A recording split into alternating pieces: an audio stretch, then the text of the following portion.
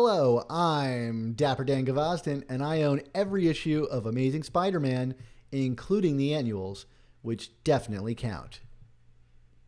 And I'm mischievous Mark Ginocchio, and I too own every issue of Amazing Spider-Man, but Daniel-san, the annuals don't count. Well, hey everybody, welcome to the Amazing Spider Talk, the show where two fans and collectors uncover the strange, fun, and fascinating history of the Spider-Man comic universe. Thanks again for joining us for this special review episode of the Amazing Spider Talk. Today on the show, Dan and I are going to be discussing Amazing Spider-Man Volume 5, number 63, Legacy number 864, which is part of the King's Ransom. It's part 1. Amazing Spider-Man number 63 was written by Nick Spencer with art by Federico Vicentini, colors by Alex Sinclair, and letters by VC's Joe Caramagna, and a cover by Mark Bagley, John Dell, and Edgar Delgado. This issue was first released on April 7th, 2021.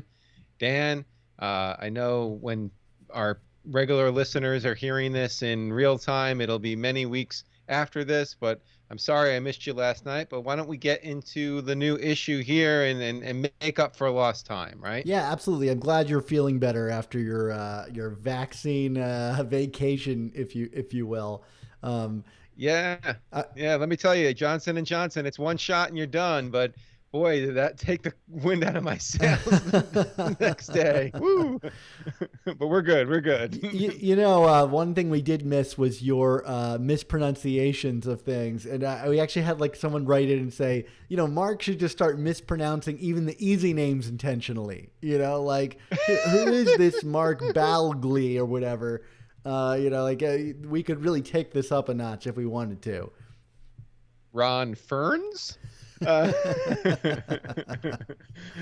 I kind of like that. I kind of Anywho, like that. yeah, yeah. Well, why don't we actually start this issue with some of those mispronunciations? Our good friend Federico Vicentini, who I'm sure I'm saying his name wrong, but it seems like he is now a part of this cast of creators on this book, and this issue in particular seems like a bit of a spotlight for him. What did you have anything specifically positive or negative to say about Mr. Vicentini here, Dan? Or what are your thoughts? You're the art guy. Give me the lowdown. Yeah, I feel like one, I think his style is really developed, and I think it's one of the looser styles that we've ever gotten, in Amazing Spider-Man. I mean, it has like like a kind of like a manga feel to it, and I do appreciate that they're kind of letting him kind of run with his very unique a take on this. It reminds me of like early Ramos. I know early Ramos wasn't in Amazing Spider-Man. He developed his style on the kind of B titles. I do think his stuff is better than early Ramos, but I'm very curious to watch this guy grow. And at least to me, it almost seems like happenstance that he ended up on Amazing. Like, he did some of Last Remains, and I wonder if he was just kind of like filling in for someone, but the response was so positive that he was brought back on. I still think there's room for development. Like his Kingpin, something about it just doesn't really work for me, but like his Norman and action and stuff are just amazing. And that's not to say even just Mary Jane is great looking. I think he's a great fit for the book and a nice kind of stretch of styles for Amazing Spider-Man. Yeah, I agree with that. I also feel like certainly like the new Spidey suit, kind of felt a little more alive and dynamic, certainly than it did last issue. And that's not to take anything away from Patrick Gleason, who's really great, but you know what I mean? Like it just, I don't know, felt a little bit more part of the action again. And then some of that also might have been the script. But yeah, overall, it's Ramos is definitely, I think, a good comparative. And like you said, he's a little less messy than early Ramos, but like that kind of fun kinetic nature that Ramos would further refine over the course of his career. Like you can kind of see the influences here from Vicentini. I feel like he's kind of like Otley with a lot more energy in his work. Yeah, I would agree. I mean, a little more and a little less. I feel like Otley is kind of Otley is to McFarlane what Vincentini is to Larson. How does that make sense to you? Is that a good this is to that? So what do you call those things? Analogies or what? Sure. Whatever. I mean, Whatever. No, I feel like Otley kind of plays up like the bigger robust stuff more in his art, whereas Vincentini kind of plays around more with like the word I always come to, and I always use this with Ramos too, is like the kinetic energy of Spider-Man. yeah. Like I mean, if anything, it's more Ditko influence than anything else. It's that that he's this wiry kind of, I don't want to say grotesque, but creepy, moving superhero. It's not meant to always be super actiony and heroic the way I feel like McFarlane and Romita and then Otley ended up going with the character. So I'm ready to get more covers from him. Like I thought the Bagley cover here was fine, but I'm ready to see some Vincentini like really cut loose on some covers. I know we have a commission coming from him, and I'm awaiting on the artwork to send out to everybody. But I've seen scans of it, and it's really dynamic, and I can only imagine him like kind of providing some really stunning covers. Memorable covers for us. For me, this cover was kind of like, it's like one of those movie posters where it's just a bunch of people standing around, and for a book with this much like movement in it, I felt like the cover was a little bit, a little staid. yeah. But yeah, anyway, so like getting, turning the cover and the art aside, let's get into some of the content here. I mean, we have to check in on Kindred, so sound that Kindred alarm. And there it is. And Norman is here. He's talking to Kindred as he's wont to do. And, he suggests that he's had a breakthrough with Normie, which we saw, a couple issues ago where he and Normie met on the roof and, talked about their kind of familial history with each other. And he holds up the photo that he had showed Normie of Harry and him when they were younger, and, acknowledges that Harry probably doesn't remember that day, and says that he would do anything to go back to the day that something happened and do it again. Or maybe make a different choice. Is there something that you felt like he was talking about in the context here? If you had to guess what he's referring to? I mean, let's be honest here. When it comes to Norman Osborn and his lifelong career of regrets, there are quite a few. So, I mean, no, nothing specific came to mind. I mean, I'm sure Nick Spencer has something specific in mind since he wrote it. But like, honestly, like it could be one of countless things from the history of these two characters, and I'm sure we will learn more at some point, but I don't have a specific guess here. If that makes me a chump, I apologize. Do you feel like the implication here is beyond what it is? The implication here is that whatever that choice was a contributing factor into why Harry is Kindred? Well, I mean, if we can kind of jump ahead to the next scene, because I think that might be related here, is we get to see Kingpin with Baron Mordo, which I guess, if we're gonna have Doctor Strange involved in this story, you gotta have the Baron here. And one of the things that I like that immediately struck me about this exchange is, Kingpin is, kind of pressuring him about this demon and, what do you know about him? And, similar to the scene with Strange and Mephisto a few issues ago, it's like nobody who deals in the underworld in Marvel seems to have any idea where Kindred came from, which, to the point you were just making, indicates that, despite the fact that Kindred is demonic in nature, he may not be of that realm. I think he might be probably of the earthly realm, if that makes sense. Yeah, that's really interesting. Um, I hadn't thought much about that, but it does seem fairly clear now that you're laying it out. Yeah, I mean, it's like every time it's like, what do you know about this demon? It's like, oh, he's not one of mine. Like everyone is like not playing. It's kind of like when there's a terrorist attack and all the terrorists take credit for it. It's like no one is claiming credit for this demon, which to me is a sign that maybe he's not from hell. He might just be, someone that was manipulated on in the living realm.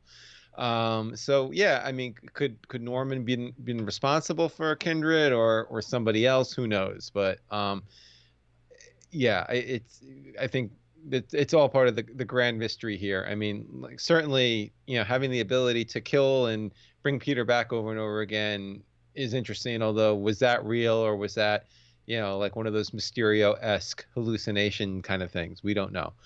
I have to So let's admit, from this conversation, I am a bit confused about the mechanics of it because, like, I guess it's maybe like I don't really know what the ultimate MacGuffin is here because, like, I don't know. Are they chasing the tablet of life and death or are they chasing something related to Kindred? Like, I thought that Kingpin was going to try to sidestep Kindred by using the tablet of life and death, but then here he kind of implies that he's using it to pay off Baron Mordo, who can change Kindred's mind. I'm really confused by like who wants what in this scenario and the mechanics of it all. Not to mention that like when we'll get to this, I thought that Spider-Man and Boomerang had already gotten all of the tablet pieces and had them stolen from them except for one.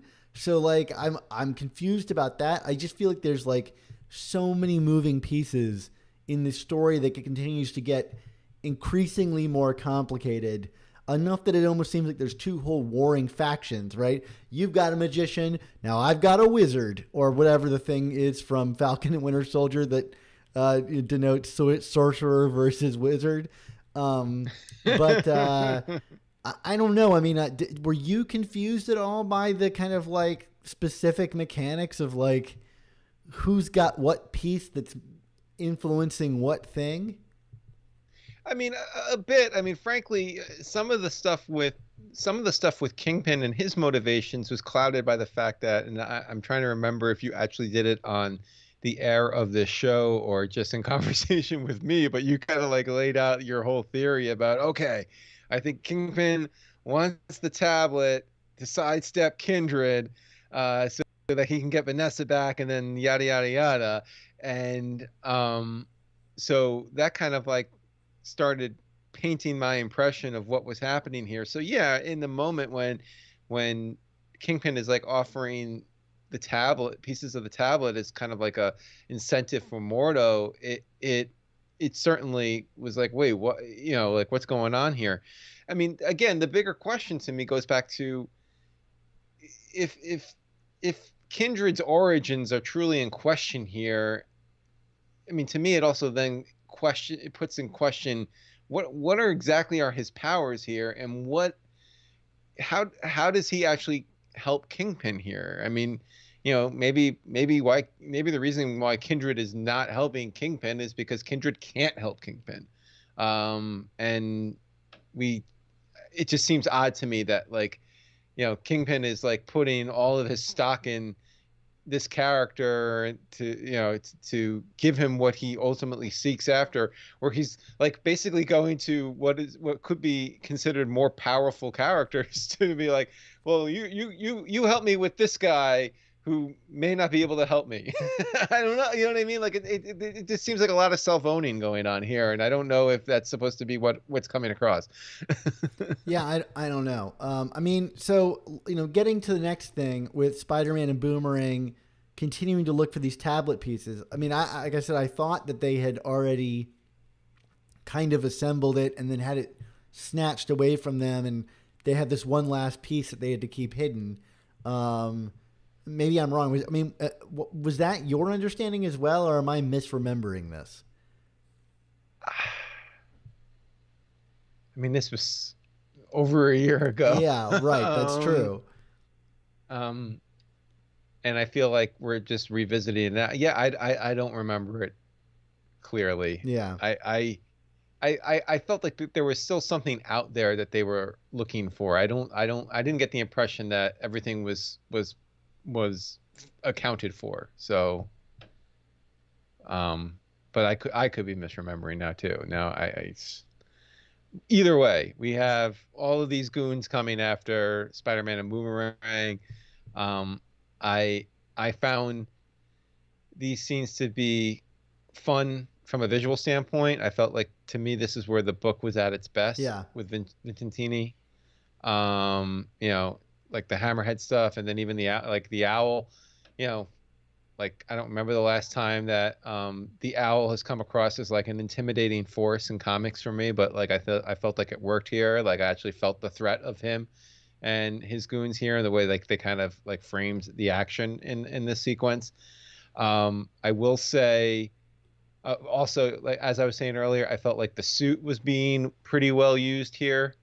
Um, but at the same token, like and we even had like a scene where Fred and Spider-Man are kind of interacting, and I'm like, does he really not know that Peter is Spider-Man? Because it just seems preposterous to me at this point.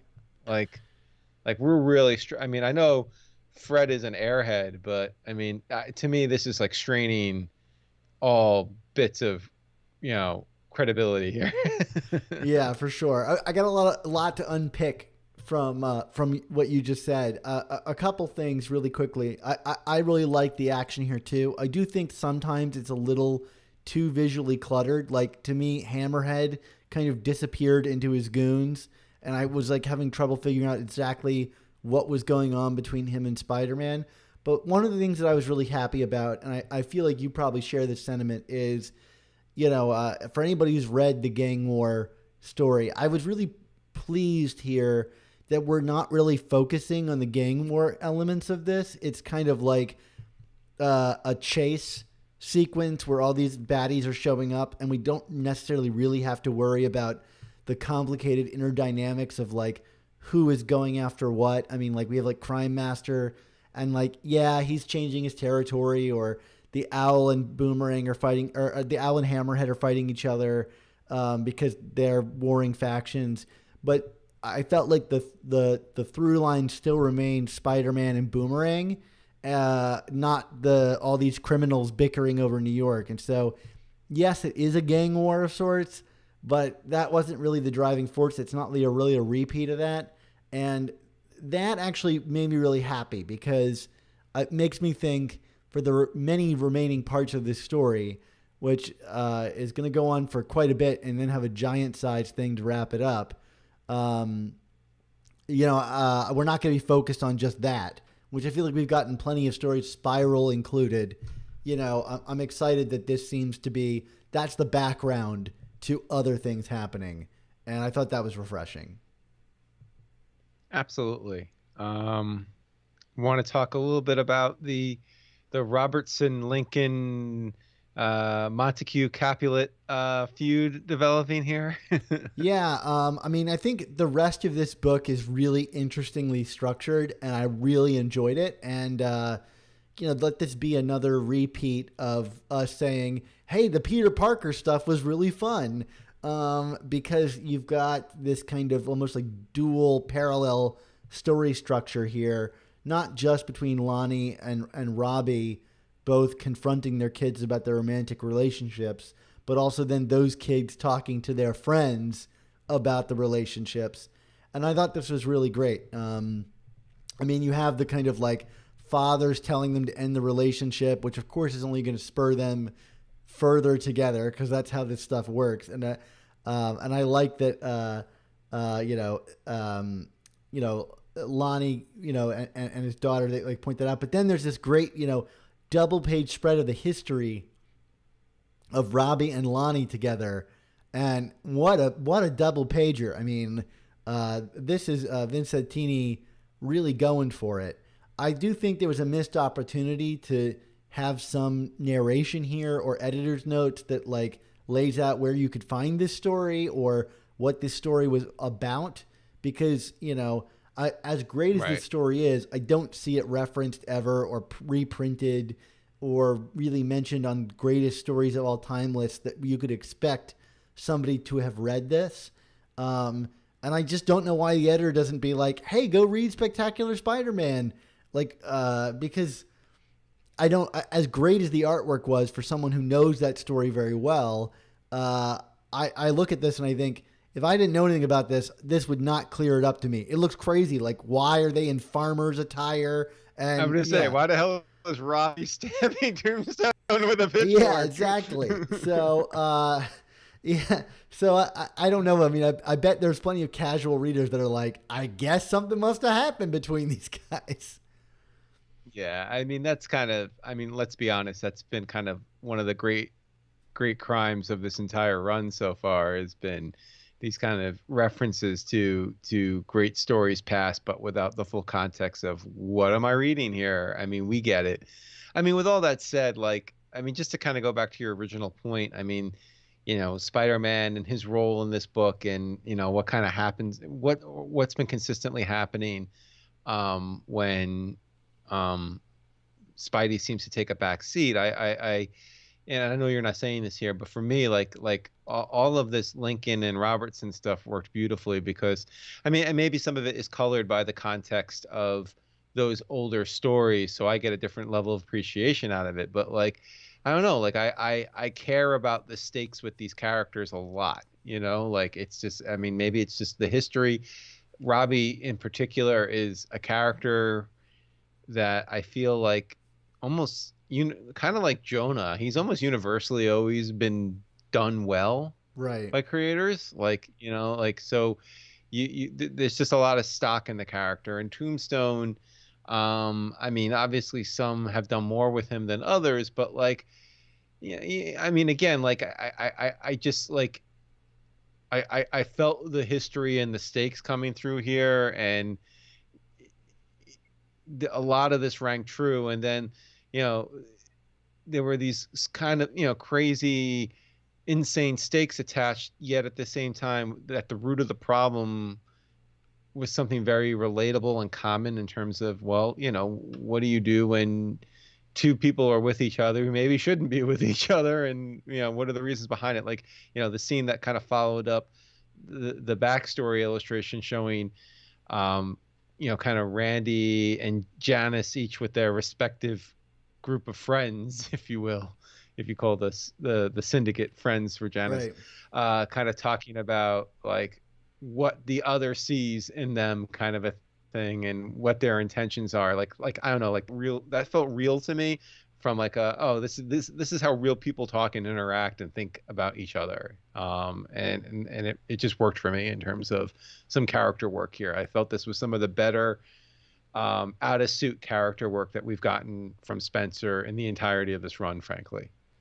Yeah, and even the Peter, Robbie, or Randy stuff, I think, is, like, really intimate. Just the two of them eating food, and, you know, Peter leveraging his knowledge as Spider-Man to influence his friend's life. You know, that's a very uniquely Peter thing that he's able to do in this instance, and the kind of story that Peter seems to continually run up against, which is like, why are all my friends getting involved in superheroics? And his desire for that to not happen. And yet he's supportive of his friend. And I don't know. I just think, like, the writing for Peter has been, you know, and here we are saying this again, the writing for Peter has been back in form ever since we got done with the event.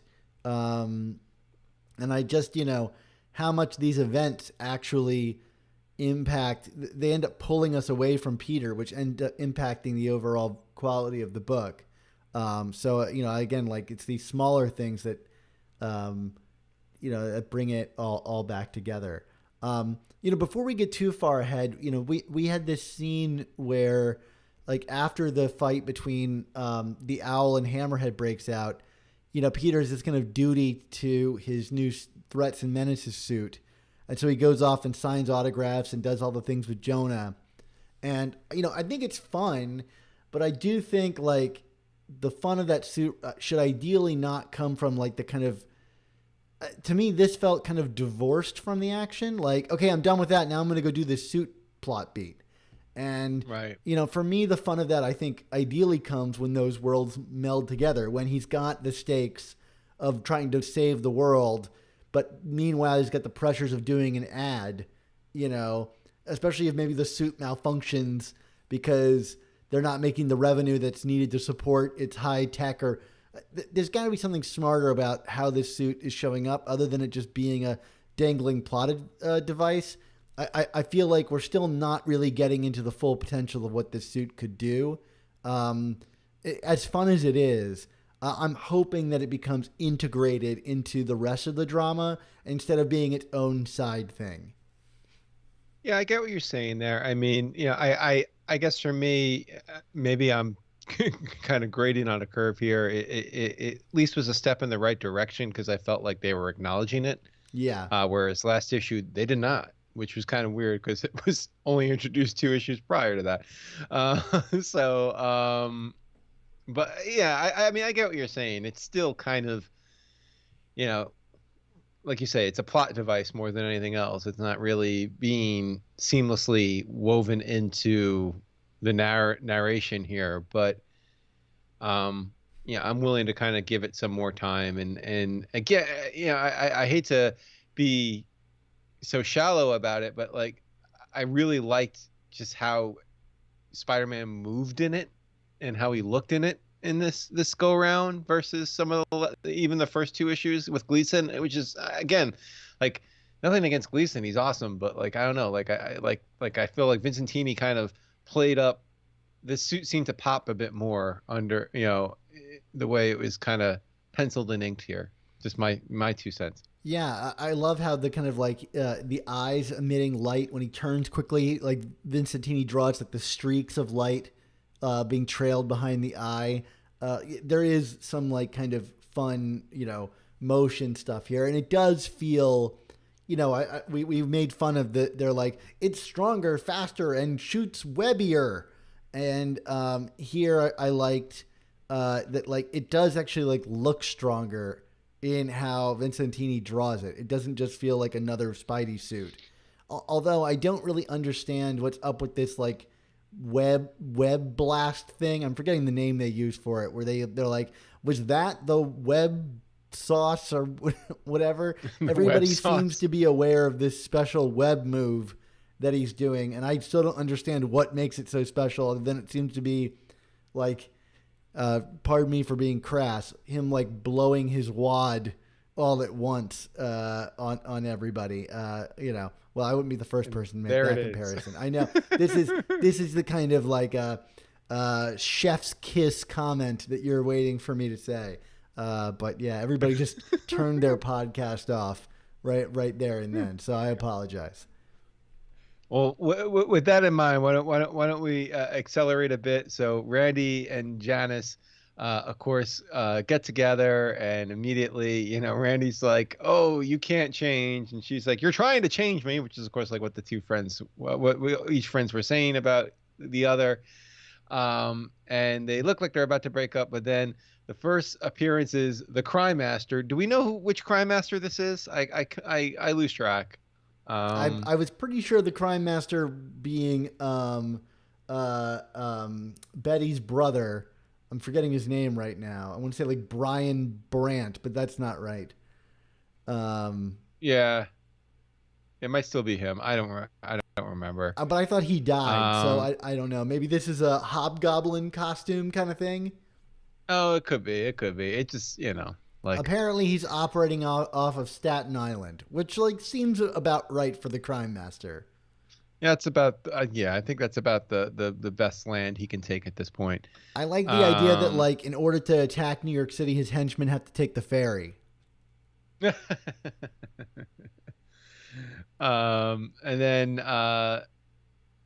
then we have Spidey and Boomerang show up, and then Madame Mask shows up. I mean, I shouldn't be surprised because she was in that Rogues Gallery image from a few issues ago, right? Like, that's not a shock, right? No, yeah, she was there. I mean, Janice kind of fangirls. We also learned that Spidey and Boomerang have almost finished collecting the Lifeline tablet. Again, I'm not sure how. Yeah, like I guess the issue ends with the apartment blowing up, which is kind of they're all dead. Yeah, they're all This is how it dead. ends, Dan. I'm guessing Spider-Man's going to pull that web, whatever it is, to save them all. But then additionally, like, isn't this par for the course for Peter and blown up apartments? I mean, how many apartments has he lived in that like haven't burned down or blown up in some shape or form? I will never rent to you again, Peter. The question is, this time, did he save the wino from the apartment burning down? Oh, right, right. And what about Gog? What's going? Well, he's with MJ, right? So we don't have to worry about him, right? I guess so. I guess I misunderstood that MJ was like maybe in her own apartment. I don't know. I guess she took That's Gog what back to her apartment. that was my takeaway. But yeah, Yeah. I mean, anyway. But yeah, So be that's it. that's the comic. That's the comic. It happened. It was fun. What do you want to get to a grade here?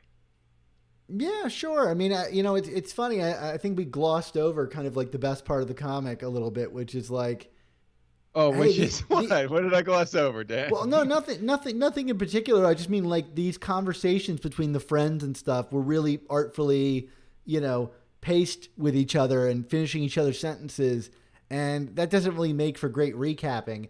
You know what I mean? Like, I just thought it was really, really well written, and I think Yeah, I think yeah, it's easy to say that. Like, one of the things we've gotten accustomed to with Nick Spencer is, look, for all of our maybe pacing problems or whatever, he writes really great, fun dialogue, and this book allowed him yeah. to do that. Yeah. Well, I had said that this was some of my favorite character work. I guess in my brain, like you said, it's hard to kind of recap exactly what it was, but like that was kind of part of it. I mean, like I just felt everything having to do with Janice and Randy and their interactions both with each other, but also independent of each other, and kind of how that was framed together, was really well struck and well crafted. I mean, like it's good dialogue, but it's also just good framing, and good pacing, like you say. And it's not a huge moment by any stretch, but like these, I feel like if this run was filled with more of these kind of little smaller moments, I probably would come across as a little shinier and happier about where this run has been for the past couple of years. But I mean, let's like we don't have to get into the past per se, but point being, this was this was good stuff. This was good character stuff. This made me care more about these characters that I already care a lot about, and I can't fault anything for that. So Well, I think you took my comment as more of a critique of our review, which it wasn't intended to be, because like I don't think we really missed talking about it. But I wanted to use this to highlight like this comic is longer than a standard comic, right? It has extra pages in it. And yeah, I do think that those extra pages give you the room to do the scenes that we liked so much. yeah, And I do think that this book, and maybe it's all of Spider-Man comics, has always been just a few pages shy to not really be able to include that character stuff, in lieu of just solid plot. And I think truly this is what it needs, is these few extra pages to make it sing. I mean, could you edit this down?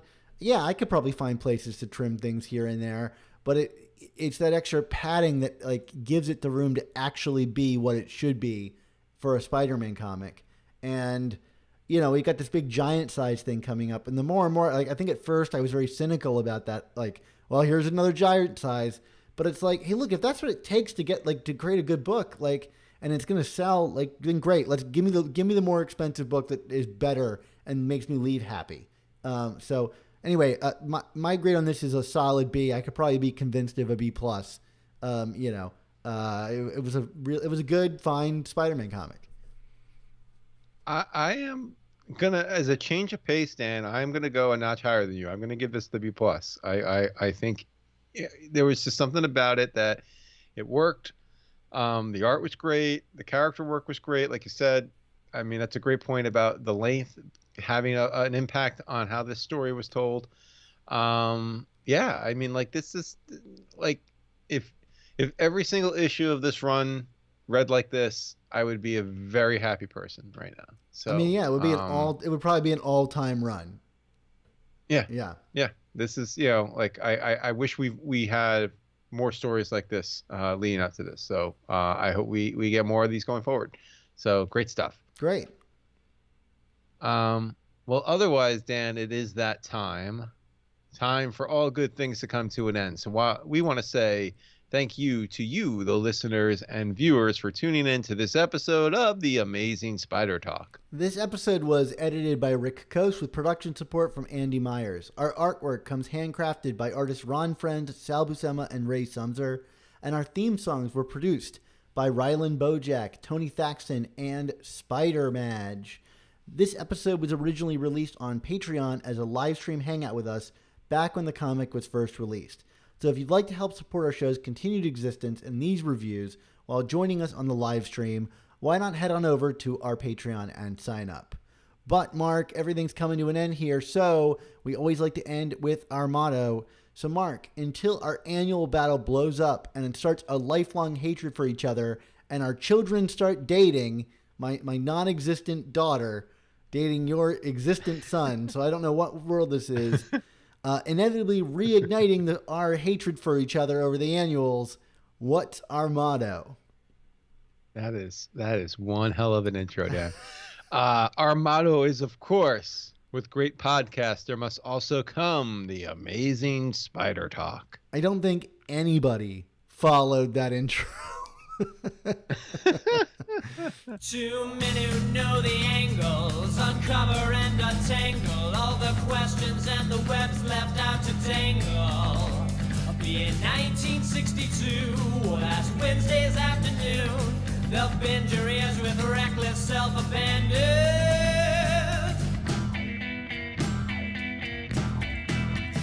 The Amazing Spider Talk, the Amazing